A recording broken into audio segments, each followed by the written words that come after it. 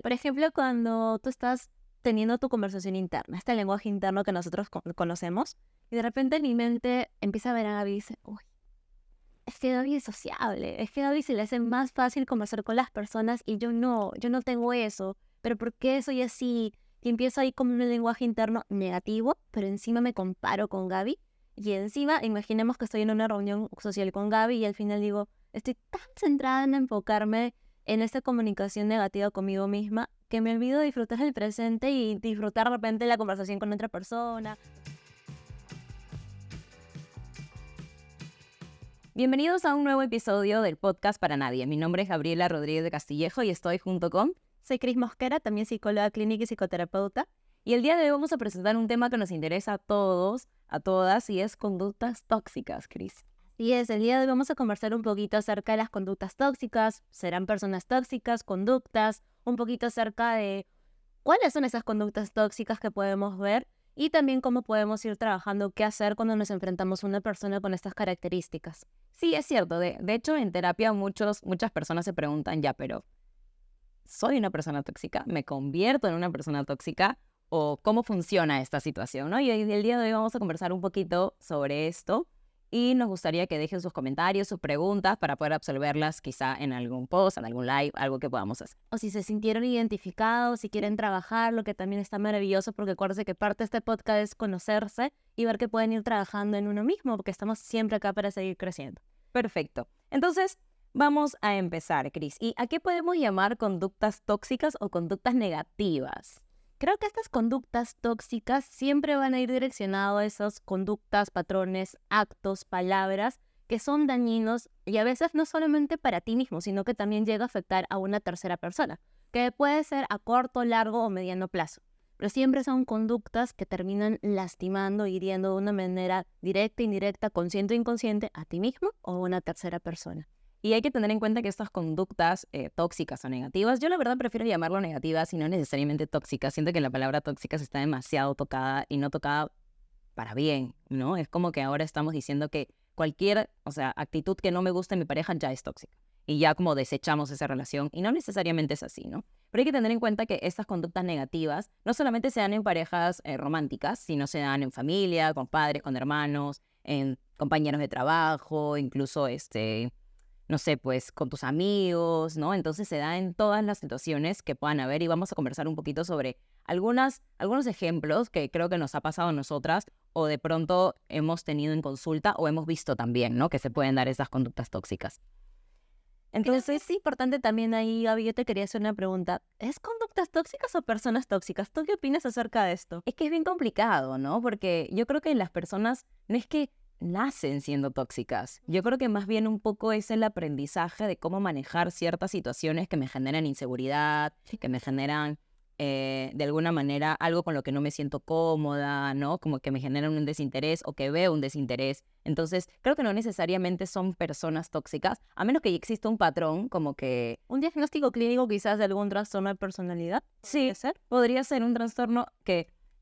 pueden ser varios, ¿no? Puede ser, no sé, trastorno de la personalidad narcisista, que dicho sea de paso, la vez pasada leí en un libro, que eso sí se lo dejo como dato curioso, es que el trastorno de personalidad narcisista, los estudios dicen que solamente le afecta al 1% de la población, para que lo tengan en cuenta. Entonces es como, el mix es narcisista, el mío también. O sea, no puede ser que justo a las dos les haya tocado un ex con trastorno de personalidad narcisista, Que tenía ¿no? conductas tóxicas o conductas dañinas, en este caso, como lo queremos direccionar, claro. Puede que haya tenido conductas dañinas, pero no necesariamente que era narcisista o un trastorno. Claro, exacto. Entonces, si existen o no las personas tóxicas, creo que tu pregunta se respondería un poco como que creo que no estamos hablando de la personalidad del ser humano, no del todo, sino más bien de conductas en específico, ¿no? Porque una persona no es solo conductas negativas, también tiene conductas positivas, también tiene formas de manejar las situaciones de manera, o sea, tiene un afrontamiento activo y no necesariamente uno pasivo, un evitativo. Entonces también hay que ver todos ese tipo de conductas que no solamente son negativas, sino que también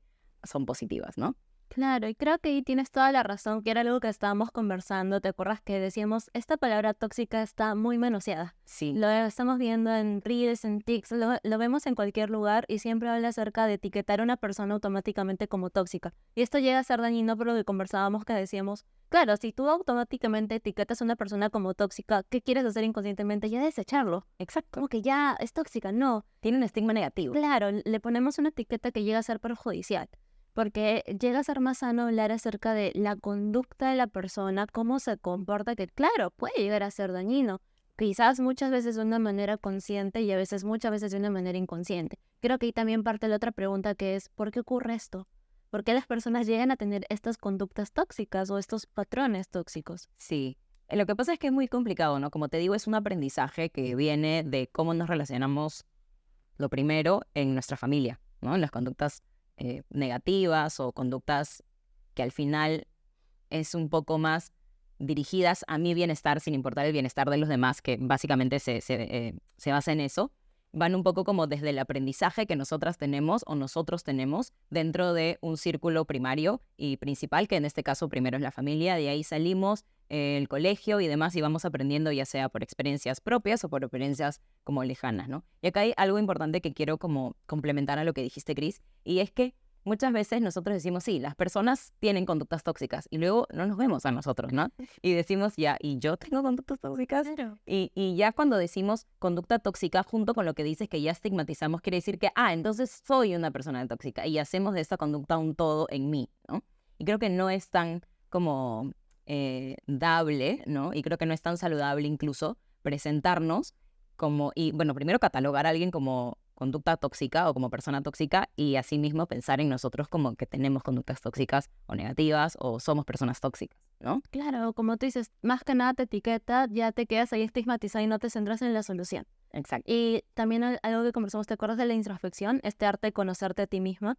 Que exacto. esto te puede ayudar a, ok, hacer un repaso de lo que tú eres, ir detectando qué patrones o conductas dañinas tienes que quieres empezar a cambiar, que está espectacular, porque no tienes que ser perfecto y nadie pide que seamos perfectos, pero sí pedimos conocerte para que puedas saber qué cosas tienes que de repente sanar o hasta mejorar o cambiar para tu bien y para, claro, tus relaciones. Porque como decíamos, estas conductas dañinas suelen afectar no solamente a tu persona, sino también a tus relaciones interpersonales, En que general, puede ser con tu familia, amigo, familia, etc.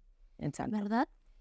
Y cuando preguntaba sobre esto de por qué ocurre, y yo acá quiero decir algo que probablemente vaya a movilizar a muchas personas, pero es que es verdad, ¿no? O sea, ocurre muchas veces porque estamos, digamos, estas conductas pueden derivar de patrones que tenemos de conducta aprendidas o de vacíos, ¿no? Como falta de atención, ¿no? Como una necesidad de que me presten atención o una necesidad eh, por ejemplo, de aprobación, ¿no? O una necesidad de que estén constantemente diciéndome que estoy haciendo las cosas bien, o que me quieren, o que yo soy importante, ¿no? Entonces, creo que estas conductas negativas son como un síntoma de algo que está pasando adentro de nosotros y que obviamente duele, pero no sabemos cómo mirarlo porque probablemente ni siquiera lo identificamos por justamente lo que dice Cris, esta falta de introspección.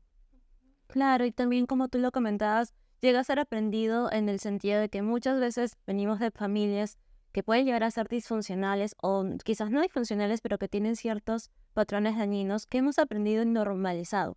Y en el momento que lo normalizas, no te das cuenta que lo sigues repitiendo y perpetuando.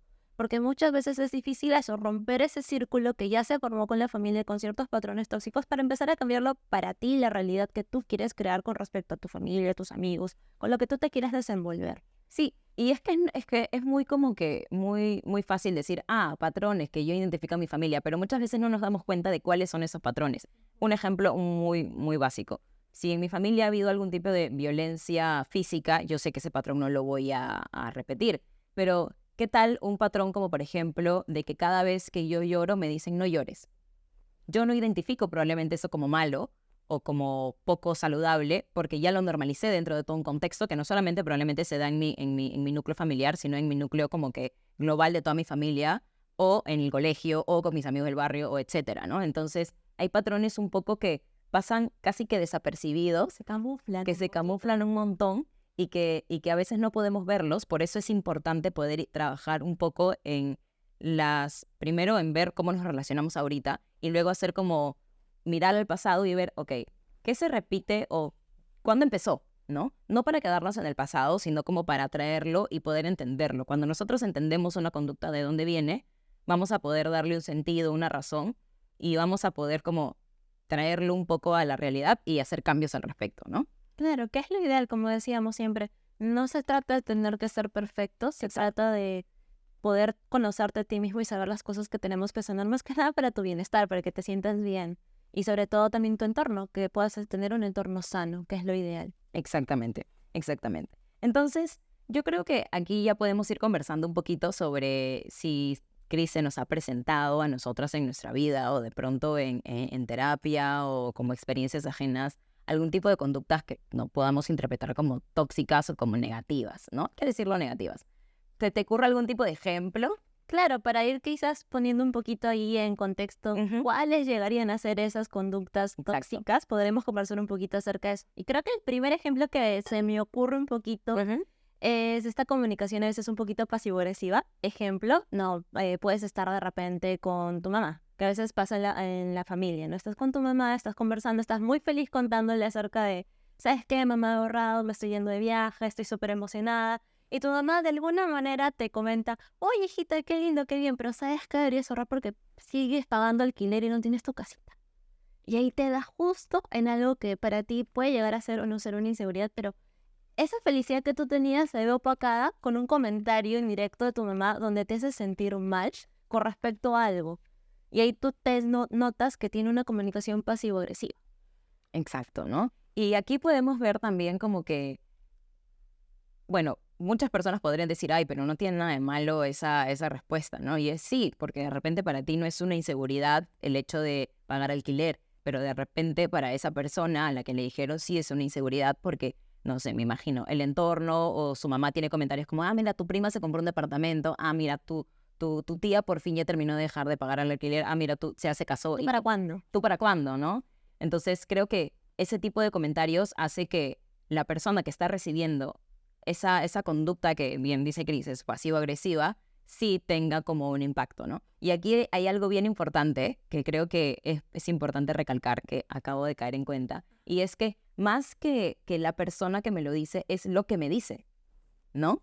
Me lo podría haber dicho mi mamá, me lo podría haber dicho mi amiga, me lo podría haber dicho mi pareja, una persona X, pero igual me dijo algo que me dolió, Sí. ¿no? Y creo que ese es el contexto de esta conducta dañina de la pasivo-agresividad, es que tú estás muy emocionado y muy feliz por algo, pero la persona te lo baja.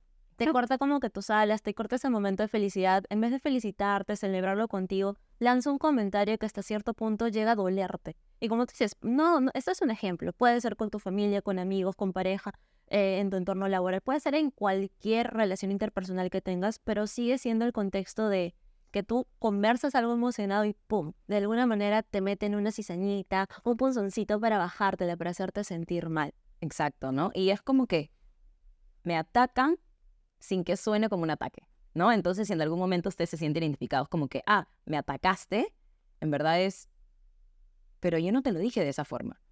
Entonces, ¿por qué yo lo sentí como un ataque, no? O sea, no hay que invalidar nosotros mismos nuestras propias emociones porque hay que tener en cuenta que mis emociones me quieren decir algo.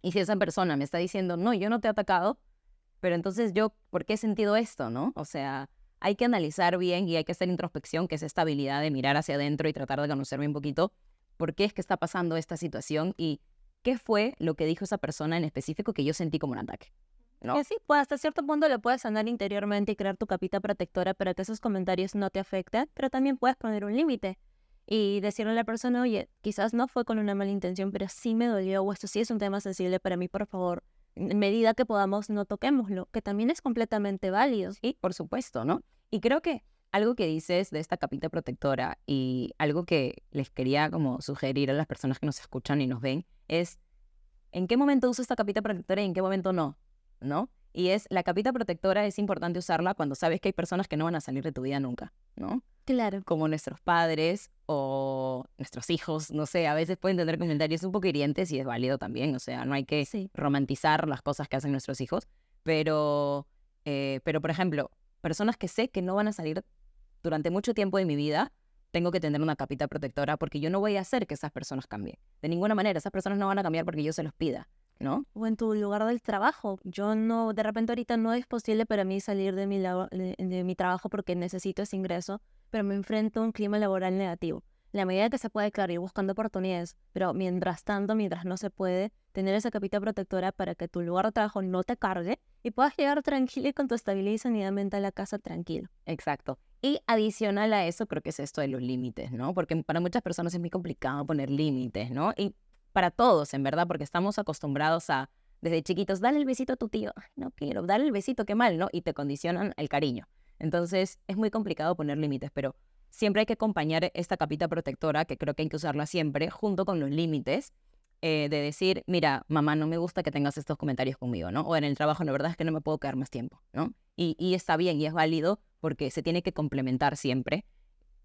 Poco a poco vas a ir haciendo que los límites sean más firmes, pero creo que eso ya es para otro podcast, ¿no? Como los límites es tan extenso. Y podríamos trabajar en el otro podcast que son los límites y tips, quizás también para ayudar a cómo podríamos empezar a comunicar esos límites de una manera sana. Perfecto. Pero quizás volviendo al punto de conducta negativa. Una conducta negativa sería esta comunicación pasivo-agresiva. ¿Qué entendemos con la comunicación pasivo-agresiva? Es esta comunicación que empieza muy bonito, pero de alguna manera lanzas una pullita, una indirecta, un punzoncito adicional. Sí. Y uno diría, no es necesario. Tu comunicación iba a llegar a la otra persona sin dar ese comentario adicional, donde sabías que querías darle un pequeño jaloncito de orejas a la otra persona. Exacto. Y esto vamos a empezar ya para encerrar esto en un meme que es, a mí no me hables de forma pasivo-agresiva porque yo te contesto de manera agresiva y no te va a gustar, ¿no? Porque muchas veces las personas que tienen este tipo de conductas que son pasivos-agresivas, les cuesta mucho el conflicto, ¿no? Pero cuando chocan con una persona que no le tiene miedo al conflicto y dice como, ¿me estás diciendo esto? No, yo no quise decir eso. Y ahí es como que hay un choque, ¿no? Entonces, ese meme tiene mucha razón.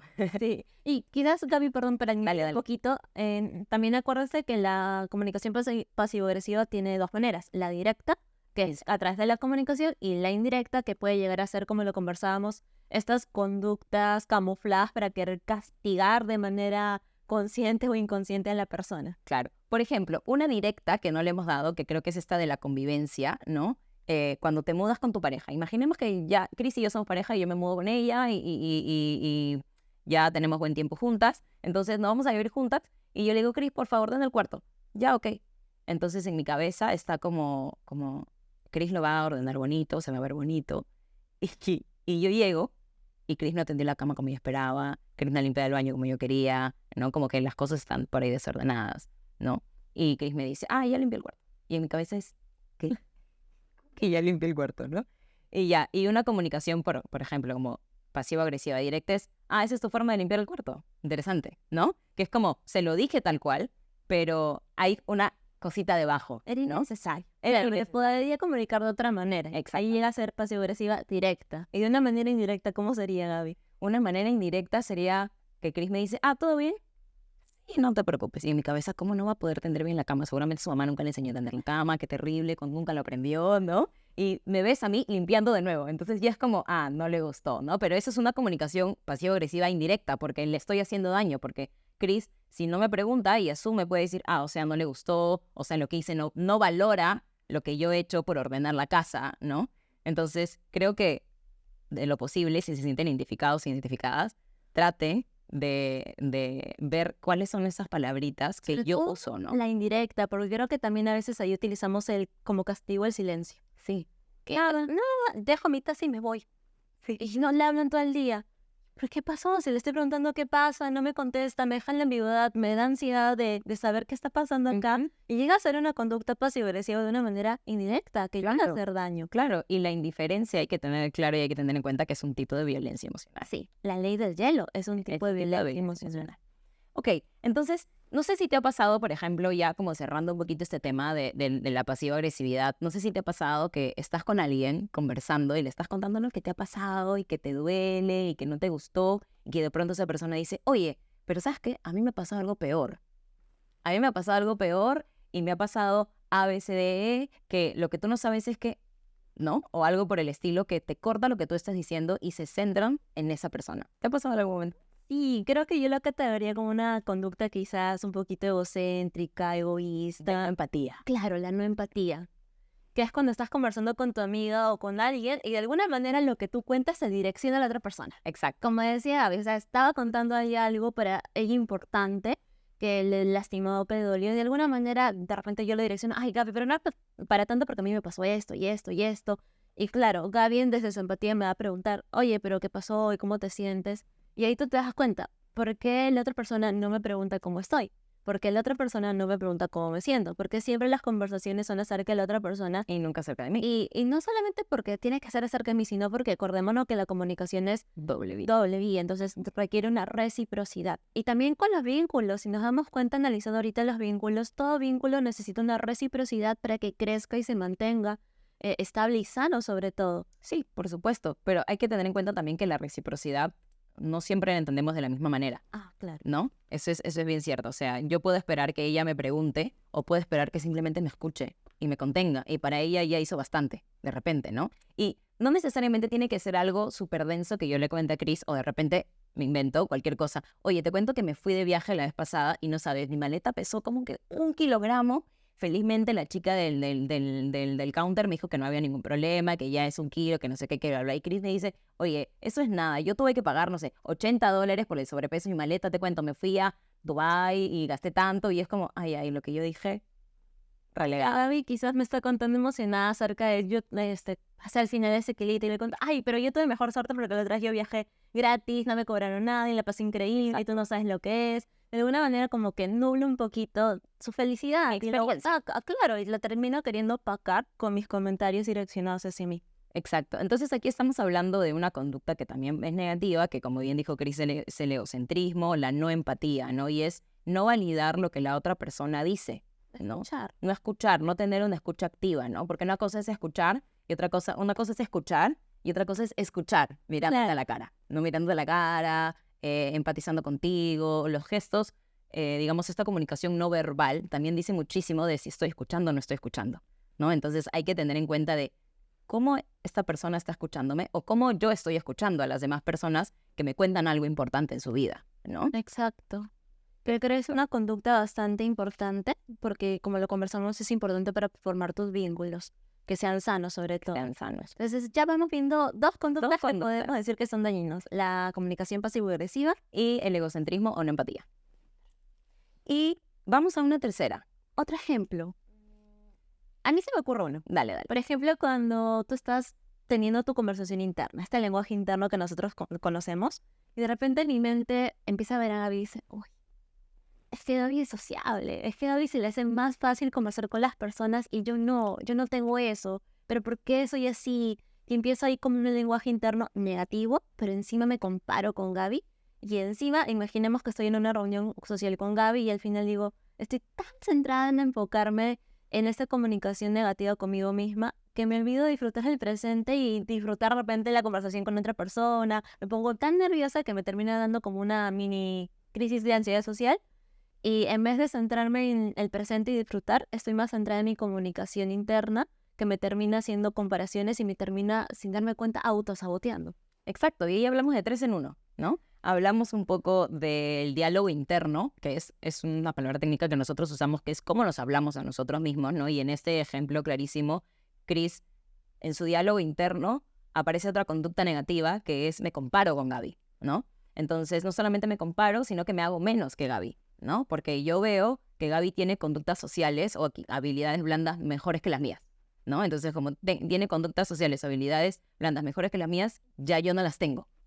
Y me termino interiorizando este tipo de lenguaje y si se dan cuenta, al final, ¿qué pasó? Me terminé autosaboteando. Exacto, porque me lo creí. Tanto, y me limité que terminé sin darme cuenta, quitándome la posibilidad de explorar mis habilidades sociales, de sentirme cómoda con la persona, de disfrutar el momento por ese lenguaje interno que estaba teniendo.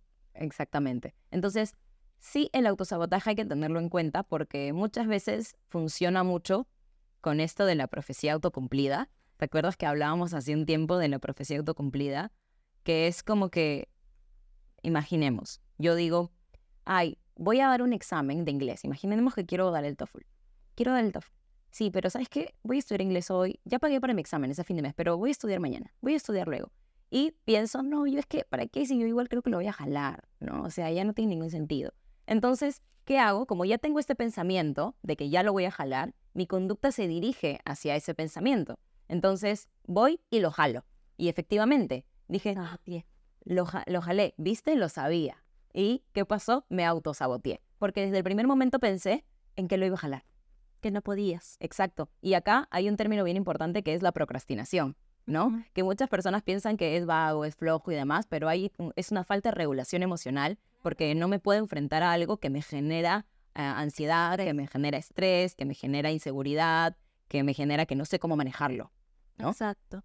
Pero también la procrastinación termina siendo que te Que te autosabotees. autosabotees. Pero todo creo que parte de ese diálogo interno que tú tienes, de Exacto. cómo te estás hablando. Entonces, eso sí me parece una conducta dañina importante de analizar en nosotros mismos, porque si se van dando cuenta es una conducta limitante. Te va a limitar en muchas cosas y hay que tener mucho cuidado con eso. Exacto. Por ejemplo, vamos a una entrevista de trabajo y ya en mi cabeza está el diálogo interno de que yo no soy sociable, ¿no? Entonces me cuesta muchísimo entablar una relación con la persona que me está entrevistando, ¿no? Porque como decía Gaby, la profecía autocumplida, estás tan intenso en tus pensamientos de que no vas a poder, que no vas a poder, no vas a poder, que te terminas poniendo cada vez más nervioso, más ansioso y te terminas saboteando sin darte cuenta. Exacto. Pero Gaby, antes de pasar quizás a otra conducta, hay algo que ahorita que lo estoy pensando me resonó un poquito, que es compararnos con los demás. Y creo que acá hay que verlo también de dos maneras. Cuando te comparas a ti misma y cuando comparas a las otras personas y encima lo dices en voz alta. Eso es feo, ¿no? Eso no hagan, chicos, de verdad. O sea, como yo digo, en terapia muchas veces nosotras, las psicoterapeutas, usamos como, ok, pero ¿cómo era en tus anteriores relaciones, no? Y los pacientes dicen cosas como, no, pero yo no quiero comparar, ¿no? Y es como, no, es que una cosa es que tú compares hacia afuera y digas, mira, en mi anterior relación pasó ABC y mi relación está pasando BCD, entonces A no se está dando y yo quisiera que se dé A, entonces lo manejamos. Pero otra cosa es que yo vaya con mi pareja y le diga, ¿sabes qué? Te falta A. ¿Y sabes quién tenía A? Mi ex. Eso ya es algo que no es necesario. Nosotros necesitamos comparar de manera interna para poder tener una elección, para poder decidir. Pero es muy como que de mal gusto que yo le diga a la persona que lo estoy comparando. Y quizás no solo de mal gusto, sino que es dañino. Y es injusto. Sí, es injusto, porque así como te duele a ti misma compararte, ¿cómo no le va a doler a la otra persona? Y quizás ahorita viéndole un tema de pareja llega a pasar, pero también en el tema de familia. Si tienes hermanos, si tienes hermanos, por ejemplo, ay, no es que tu hermano sí hace esto, no es que tu hermano sí es lo otro, y te termina haciendo un daño, porque en cierta medida, cuando tú analizas tu tema de valor, ha habido tanta comparación que hasta dudas del valor que tienes. Y de dudas de las capacidades que tienes. Exacto, afecta la autoestima. Exacto. Y ¿saben qué? Algo que es bien importante que se los quiero mencionar, porque es injusto, porque incluso cuando hacemos estudios en psicología experimental, cuando hacemos estudios, necesitamos tener variables exactamente iguales para dos grupos, para poder comparar estos dos grupos, ¿no?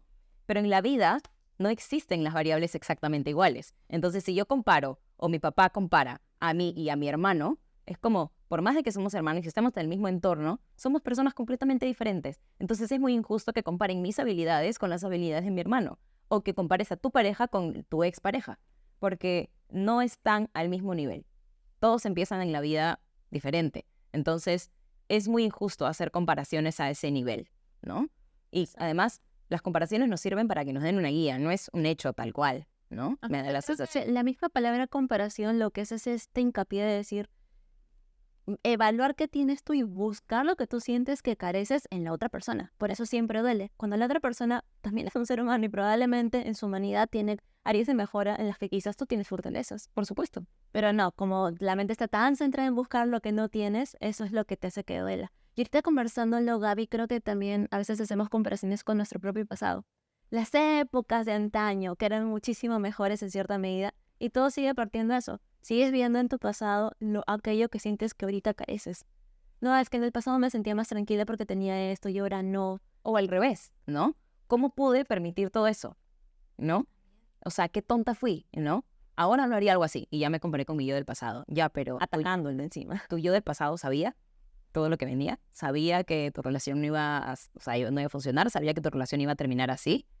No lo sabías, ¿no? Y si no lo sabías, entonces... ¿Por qué atacarte? ¿Por qué no mejor apoyarte y acompañarte en ese proceso? Exacto, Lo ideal. exacto. O simplemente decir, oye, pasó esto, qué feo, pero ahora ya aprendí y lo estoy haciendo diferente. Bueno, entonces, cuando ya nos hemos dado cuenta que es importante no compararnos, ¿cierto? Ni a nosotros, ni a las demás personas, ni en el pasado, ni en el presente, a no ser que tú quieras tomar una decisión, pero lo importante es que no lo verbalices, ¿ok? Entonces, pasamos a la siguiente conducta, Cris. ¿Hay alguna conducta que se te ocurra y que también pueda ser negativa o, digamos, de manipulación, de repente, quizás? Sí, creo que la de manipulación, que es la más quizás tocada, vista, Que lo vemos bastante en terapia, ¿no? constantemente. Sí, lo veo muchísimo en terapia, que es cuando llega una persona que o manipula o te ha manipulado en algún momento, pero creo que netamente la conducta dañina sería cuando manipulas.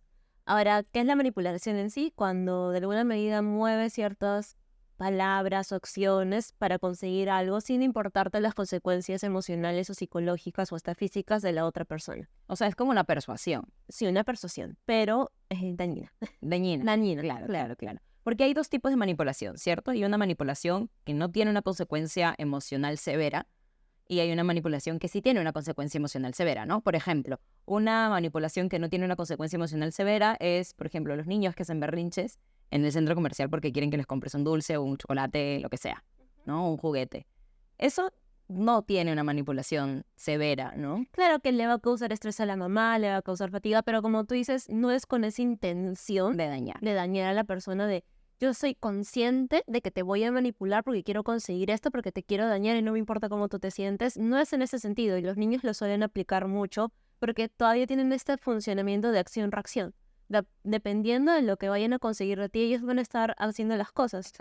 Por eso siguen perpetuando el berrinche, porque como siguen obteniendo lo que quieren, van a seguir perpetuándolo. Pero llega a ser en algún punto una manipulación. Lo es. Y yo, Porque persuado a mi mamá a que haga lo que yo quiero. claro, pero de una manera quizás no tan sana. Pero, No, lógico. No lo saben, ellos son niños, ¿no? claro, igual creo que de ahí parte el hecho que nos damos cuenta de algo que desde niños tenemos esta posibilidad, este libre albedrío de decidir que podemos manipular a una persona, sí, pero cuando vamos creciendo y vamos desarrollando nuestros valores y nuestros principios, decidimos no.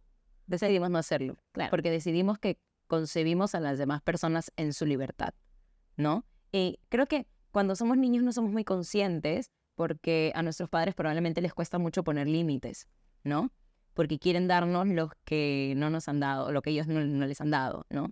Entonces cuesta muchísimo darnos cuenta de eso. Pero conforme vamos creciendo y te vas dando cuenta que mientras haces las cosas en libertad es mejor, decides ya no hacerlo. Pero el problema viene cuando no te das cuenta que manipulas, ¿no? El problema viene cuando no te das cuenta que manipulas y acá viene, o sí te das cuenta y lo haces adrede, ¿no? Y ahí viene el segundo tipo de manipulación, que es una manipulación que sí tiene como que una consecuencia emocional dañina o negativa, que es como ya el chantaje emocional, ¿no? Que es un poco esta sensación en donde sí hay una sensación de culpa, hay una sensación que te hago a ti hacer lo que tú quieres, lo que yo quiero que tú hagas, sin importarme si lo quieres, si no lo quieres, si te hace daño, si no te hace daño, ¿no? Claro, la culpa a la otra persona, o sea, te Claro, genero claro, a través de la culpa, que tu sentimiento de malestar, a través de eso te genero que tú hagas lo que yo sí quiero hacer, pero creo que ahí se caracteriza, por esta parte de no empatía. Sí, claro. No pues, prestas empatía y en caso de los niños es porque ellos todavía no tienen una regulación emocional de si se están desarrollando, si de por sí a nosotros nos cuesta, imagínense un niño, pero ya cuando vas creciendo llega un punto de que ya tienes que empezar a manejar tus emociones, a regularlas, a aceptar los nos, pero cuando no lo haces, a veces adquieres estas conductas de manipulación, exacto. que es sabiendo que puedo ocasionar un daño, sabiendo que la otra persona no quiere, uso el chantaje emocional, el chantaje psicológico o hasta el físico para obtener algo que yo quiero, sin importar cómo eso te puede llegar a hacer sentir o hasta dañarte. Exacto. ¿Y qué tipo de relaciones nos dan esas tipos de relaciones interpersonales con violencia de por medio? Sí, ¿no? A pesar de que nosotros no lo interioricemos como tal, nos dan una relación interpersonal de violencia con cualquier persona, no necesariamente de pareja. Se ve más en pareja porque hay una vulnerabilidad que se transgrede, pero es en cualquier tipo de relación, ¿no? En la familia también se ve mucho, ¿no? Como manipulación por parte de la mamá, manipulación por parte del hermano, ¿no? Dime. Así es, y creo que un poquito también para hacer hincapié con respecto a la violencia, acordémonos que la violencia no es solo física. No, por supuesto que Hay violencia emocional y psicológica, que es los malos tratos, las comparaciones, el hacerte sentir menos, todo eso llega a ser parte de una manipulación. Una violencia. La ley del hielo también es una manera de ser violentos. Sí, es una No violencia. confundamos eso, sí es importante que lo tengamos en claro y sí, por lo tanto también la manipulación llega a ser en algún grado un tipo de violencia emocional y psicológica para la persona. Exacto. Y sabes, acá hay algo que yo siempre, cuando vienen parejas a consulta, es algo que yo siempre les digo, ¿no? O sea, seten cuáles son sus límites, pero setenlos por separado, ¿no? Hay algo que yo quiero compartir y es que cuando, por ejemplo, yo tengo parejas que vienen a terapia, ¿no? Y les digo, a ver, seten sus límites. Ellos van, setean sus límites por separado, siempre es el hincapié por separado, y luego regresan otra vez. Ellos me dicen que, por ejemplo, yo me he dado cuenta que solamente pondría el límite si me es infiel o no. Porque las personas y las parejas piensan que solamente se puede terminar si mi pareja me es infiel. Pero en realidad hay muchas formas para poder terminar una relación, ¿no? Como la violencia física, por supuesto, la violencia emocional. Y una pareja me tocó bien interesante que me dijo, a mí me gusta este ejercicio porque no sabía que podía terminar por más de una cosa con mi pareja. O sea, si por ejemplo me quiere prohibir de ver a mi familia, yo eso no lo tolero. Y eso para mí es una forma de terminar mi relación. O si quiere que no salga con mis amigos nunca más, no lo voy a hacer, no lo voy a permitir, ¿no? O si habla de mi cuerpo constantemente, no lo voy a permitir. Entonces, y yo creo que acá es bien importante que tengamos en cuenta que terminar una relación no solamente es por violencia física o no solamente es porque me fueron infiel. Hay diferentes como que razones y variables por las que yo podría terminar una relación, y acá entra lo que dijiste, la violencia emocional y la violencia psicológica, que muchas veces no la identificamos, no la vemos, la normalizamos y pensamos que por esto se puede trabajar muchísimo más rápido y no terminar una relación, ¿no? Es que muchas veces creo que esta violencia emocional y psicológica está camuflada. A veces se camufla también con esto que hablábamos al inicio de la comunicación Pasivo-agresiva. Resulta también una manera de atacarte y hacerte sentir mal, y se puede interpretar como un tipo de violencia. El silencio también tiene que ser un tipo de violencia. Entonces creo que eso está tan camuflado que no nos damos cuenta. Exacto. Y ese creo que es el problema. Pero claro, ahorita que estamos hablando De manipulación. sí, de esta conducta dañina que es la manipulación, creo que también está bastante tocada, lo vemos en los Reels, en los TikTok, y lo tenemos súper claro que la manipulación, por ejemplo, podría llegar a ser cuando tú estás hablando, ahorita viéndolo en un tema familiar, ¿no? Estás hablando con tu mamá, vamos con el ejemplo del viaje. Voy a viajar, mamá, sí, tengo esto planeado. Dice, ay, pero me vas a dejar solita, pero ¿qué voy a hacer? No voy a saber cómo salir, y si quiero salir a pedir un taxi. Entonces, de alguna medida, haciéndote sentir mal, poniéndose quizás en este papel de víctima, llega a ser que tú digas, no, ya, mejor no viajo, para no dejar sola a mi mamá. Y llega a ser una manipulación porque al final obtiene la persona lo que quería, que era que no viajaras. ¿A través de qué? De hacerte sentir mal, de hacerte sentir culpable.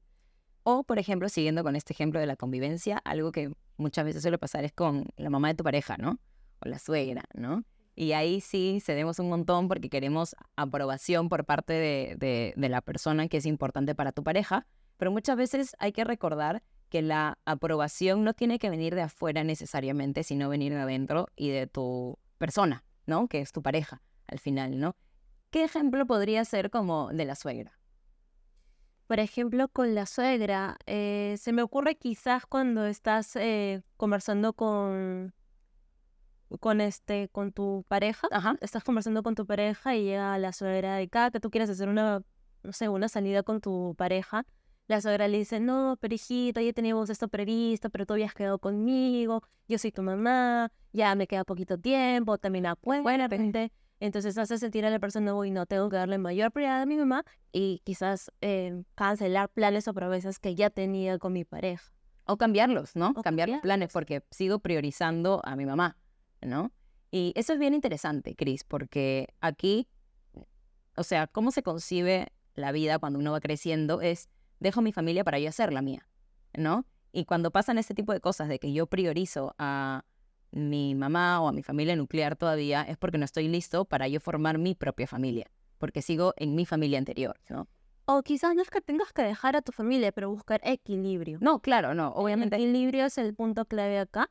Creo que, como tú dices, claro, vas a formar una familia y no que tengas que cortar tus lazos familiares, No, pero claro. mantenerlo en equilibrio. Sí, y lo que pasa es que creo que incluso yo lo veo en mi casa, por ejemplo, ¿no? En mi familia. Mi mamá ya no ve a sus hermanos tan seguido.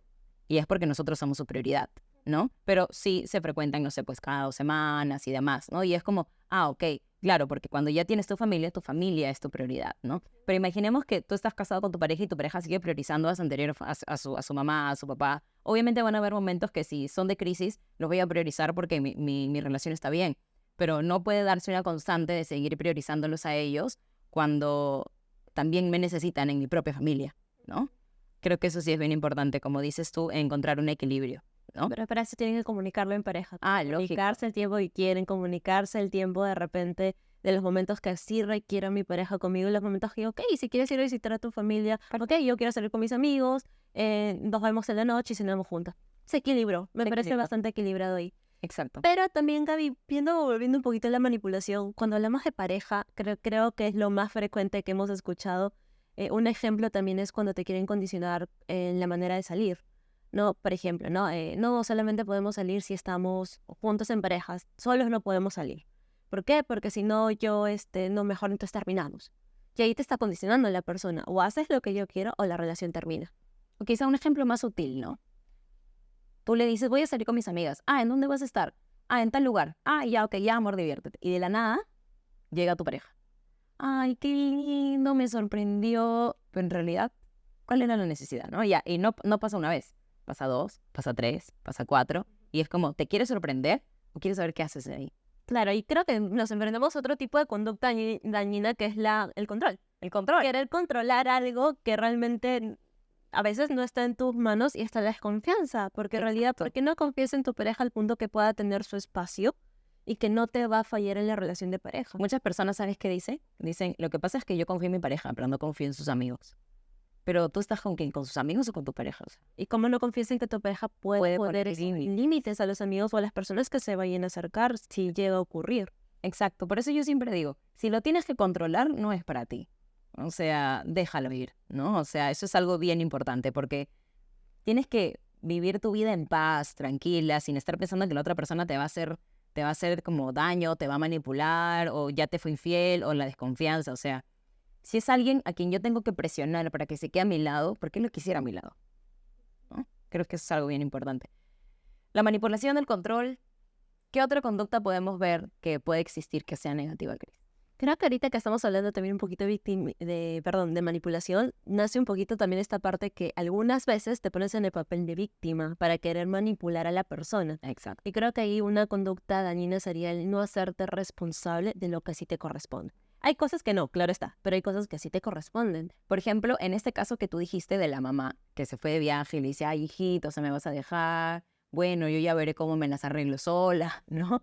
La señora se está haciendo la víctima, claramente, ¿no? O sea, porque no se está haciendo cargo de su propia vida, quiere que su hijo o su hija se haga cargo de su propia vida, ¿no?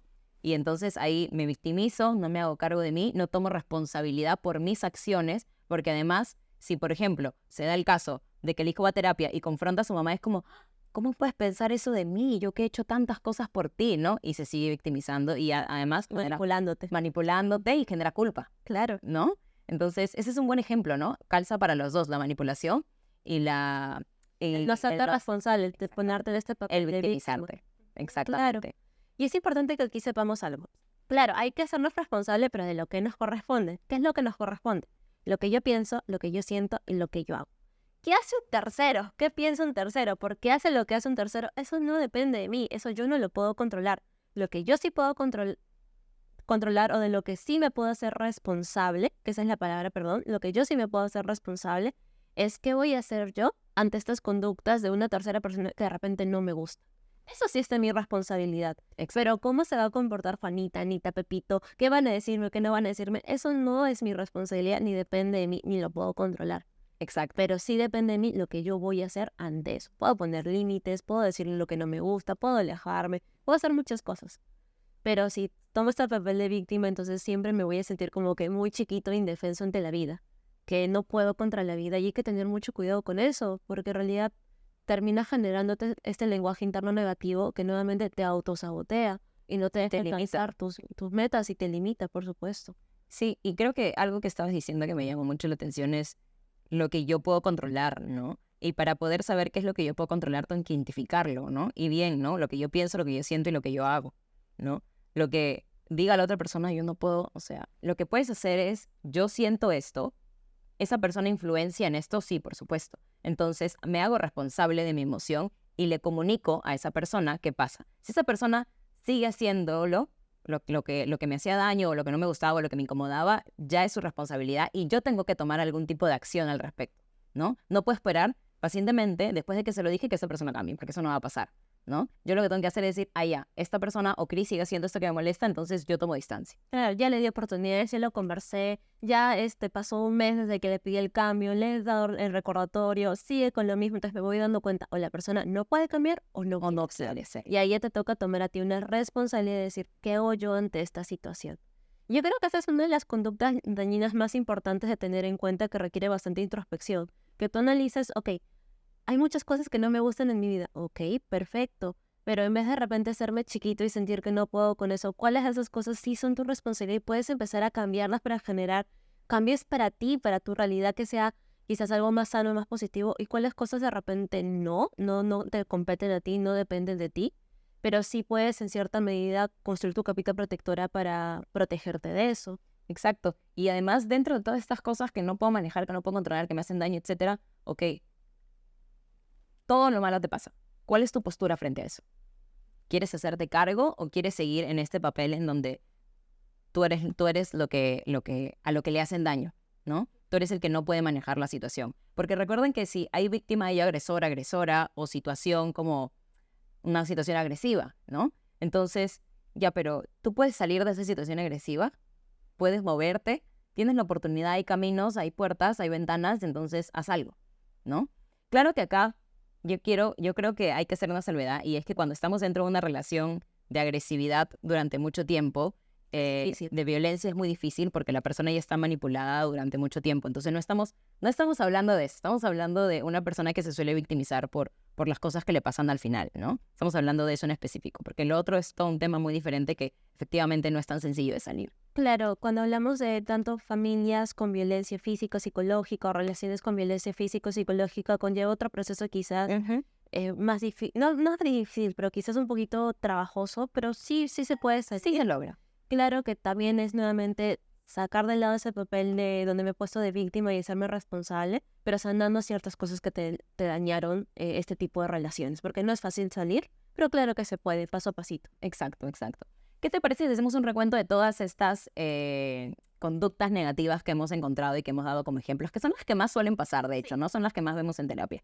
A ver, vemos entonces la pasiva-agresiva, tenemos el egocentrismo, egoísmo, no empatía. ¿Qué más tenemos? Tenemos también el diálogo interno negativo, que te puede llevar a tener un diálogo comparativo, que puede ser hacia ti misma o hacia las demás personas, y que también puede llevarte el autosabotaje. Exacto. Luego, por último, tenemos la manipulación, que me lleva al querer controlar, ¿no? Y al final tenemos el victimismo, o el no hacerse cargo de mis responsabilidades. Entonces tenemos todas estas conductas negativas, probablemente se han sentido identificados, probablemente no, o conocen a alguien que tenga algunas de estas conductas. Ya sabemos que no es persona tóxica, sino conductas negativas, por favor, hay que hacer esa aclaración. Entonces, pero Cris, ¿se puede salir de esta espiral de conductas negativas o de conductas tóxicas?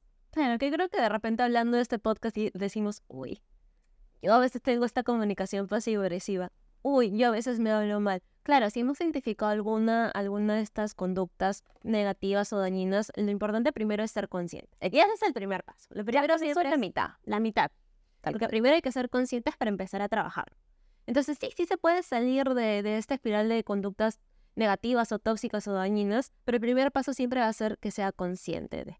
Y no en un sentido de que yo me tengo que luego sentir culpable de estar ahí atacándome, sino recordemos, nadie es perfecto en esta vida ni tenemos que ser perfectos. Y parte de nuestro proceso de crecimiento como seres humanos es eso, ir detectando qué áreas de mejora veo en mí para seguir creciendo y evolucionando como ser humano. Y si ahorita de repente se han sentido identificados con algo, bienvenido sea. Estamos acá para seguir creciendo, está espectacular. Ya detectamos algo, pero luego, ¿qué llega a pasar, Gaby, para poder seguir trabajando esto? Tenemos que empezar a analizar. ¿Y cómo analizamos? Haciendo introspección, ¿cierto? Tenemos que empezar a analizar, ok, ¿cuándo hago esta conducta? ¿Con quiénes la hago? ¿Desde dónde la he hecho antes?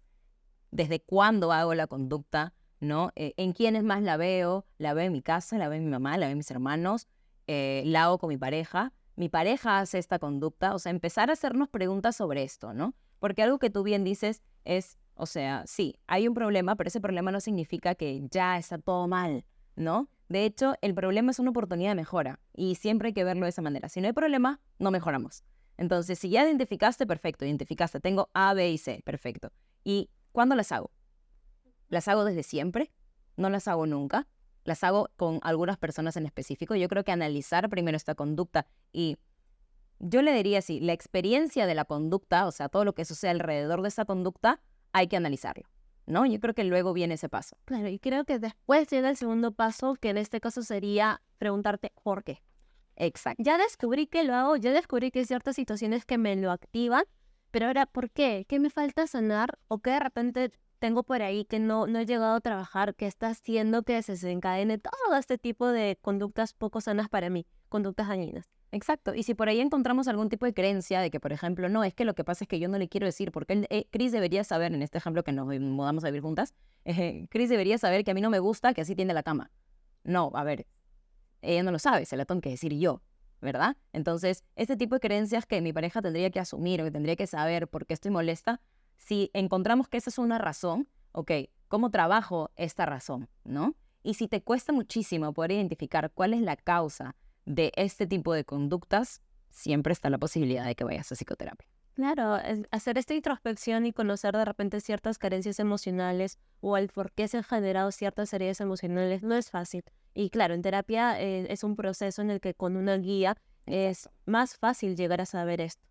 Y también te puede ayudar al tercer paso, que es para trabajar estas conductas tóxicas, que es, ok, ya descubriste las situaciones que las desencadenan, ya descubriste cuál es la conducta dañina, ya estás descubriendo el porqué y el trasfondo o qué lo desencadena, pero ahora el punto es, ¿cómo lo soluciono? Ajá. ¿Cuál es el plan nuevo para empezar a sustituir esta conducta dañina por algo más sano? Y es que hay que empezar a hacer estrategias, ¿no? Ujú. Hay que empezar a hacer estrategias. Ok, si yo sé que mi pareja se vaya a una fiesta, me genera una sensación de querer decirle que no se vaya porque esta conducta negativa viene de un trasfondo que yo soy inseguro con mi propio cuerpo porque hay algo que no me gusta de mí, etcétera. Entonces manifiesto esta inseguridad y probablemente si mi pareja tiene algún tipo de responsabilidad afectiva de decir, ok, amor, ¿cómo podemos hacer para que no te sientas tan insegura? ¿Quieres que te mande mensajes de vez en cuando? ¿Quieres que te mande mi ubicación? ¿Qué quieres que haga, no? Ah, ya, mira, haces A, B, C. Ok, bueno, A puedo hacer, B sí, pero C no. Ya, ok, lo manejamos así, ¿no? Entonces, por ejemplo, eso podría ser una estrategia, ¿no? Lo primero, ¿y qué hice ahí? Me conocí, encontré la razón y planteé una estrategia que es comunicarme. Y de repente quieres profundizarlo más y dices, ok, me encanta trabajar con mi pareja, pero no quiero depender siempre de estas contenciones de mi pareja, sino que lo quiero trabajar internamente. Perfecto, de repente ya identificaste, como dice Gaby, la conducta, el por qué, pero en el por qué dices, uy, no, como decía Gaby, es la inseguridad en mi cuerpo. Eso es lo nuevo que hay que trabajar. El nuevo patrón, ¿cuál sería? Cuando me vengan estas inseguridades, ¿cuál va a ser mi plan de acción para sustituir este pensamiento, esta inseguridad falsa, para ya tener un cambio quizás más global? Exacto. Y eso también es importante, cómo vas a empezar a transformar ciertas creencias y ciertos pensamientos falsos que siguen perpetuando quizás estas conductas dañinas. Exacto, ¿no? Y ahí ya tenemos esos 3 pasos, ¿sí? Vamos a recapitular. El primero es identificar la conducta, luego preguntarnos por qué. Y el tercero es a plantear estrategias. Perfecto. Y yo creo que esta es la parte que más nos gusta a nosotras, ¿no? Que le hemos añadido en este episodio, que es la parte de la interacción, ¿no? Y cómo nosotros interactuamos con ustedes en un post de Instagram que tenga que ver con el tipo de tema que vayamos a tratar. Vemos los comentarios y algunos comentarios que nos puedan surgir como dudas o interesantes, lo vamos a traer aquí para poder compartirlo con ustedes. Y el post es un post que dice, ¿la tóxica o el tóxico puedo ser yo? ¿Y cuáles son los comentarios que te han llamado la atención, Cris? Es un post bastante interesante porque justo va bastante con el tema que estamos conversando, es, tengo conductas tóxicos y si la persona tóxica al final soy yo. Hemos identificado ya que no se trata de conductas. Perdón, no se trata de la persona, sino de conductas. Y creo que hay un comentario que me gustó muchísimo, que es de una persona que nos comenta que dice, pues claro que sí, todos podemos tener comportamientos tóxicos. La cuestión es que hay que diferenciar entre ser y comportarse. Me encanta el comentario. Exacto, porque le ha dado preciso lo que nosotros estamos diciendo, ¿no? Acá yo tengo otro comentario que también me ha llamado bastante la atención, que es, ya ando en terapia. Pone. A cambiar se dijo, me tocó una chica buena, la perdí, pero me enseña mucho la soledad. Y mi familia y mi psicólogo y mis amistades. Hora de cambiar, hora de abrir mi corazón y amar. Un amor duro. No sé si un amor duro, ¿no? De pronto, si te has dado cuenta que en algún momento has hecho algunas cosas que no son tan positivas, está bien, está tomando una acción que es, ok, me estoy haciendo cargo, estoy yendo a terapia, me he dado cuenta que perdí a alguien que no quería perder, entonces, ¿qué hago para que esto no se repita? ¿No? Ahora, muchas veces podemos caer en, ok, tengo un amor duro porque ya no quiero sentir y tal, y muchas veces no es esa la situación, ¿no? O sea, creo que ahí estamos a mitad del camino para luego volver a confiar en que hay personas que sí puedo, con las que sí puedo tener una relación interpersonal saludable, ¿no? Claro, creo que esta persona en su comentario también refleja esto de entendí y me di cuenta que antes tenía conductas poco sanas, dañinas, que llevaron quizás a que me saboteara en mi relación. Y ahora que me doy cuenta, quiero aprender de eso. Exacto. Y eso es lo bonito. Claro, todos, como decía el primer comentario, podemos llegar a tener comportamientos tóxicos. Puede llegar a pasar, pero el punto es, ¿qué vamos a hacer con respecto a eso? ¿Queremos cambiarlo o lo vamos a seguir perpetuando? Y ahora que me di cuenta, ya toca la decisión ahí. Perfecto. O lo cambio o no. O no lo cambio, ¿no? Hay que ver. Cuando ya identifiqué, ¿qué hago al respecto? ¿Me hago cargo o no? ¿Tomamos la responsabilidad o no? Exacto, tal cual. Bueno, entonces creo que con esto hemos terminado el podcast de hoy, Cris, que es conductas tóxicas. Así que, bueno, los esperamos en una nueva oportunidad que saquemos otro podcast. Ya nos vemos en el siguiente episodio. Igual recuerden, chicos, que si quieren interactuar con nosotros, pueden comentar en el post de Instagram o dejar sus comentarios en el canal de YouTube, que estamos ahí para leerlos por si quieren dejar una opinión o un comentario. Y ya nos estamos viendo pronto en otro podcast. Muchas gracias por escucharnos. Hasta luego.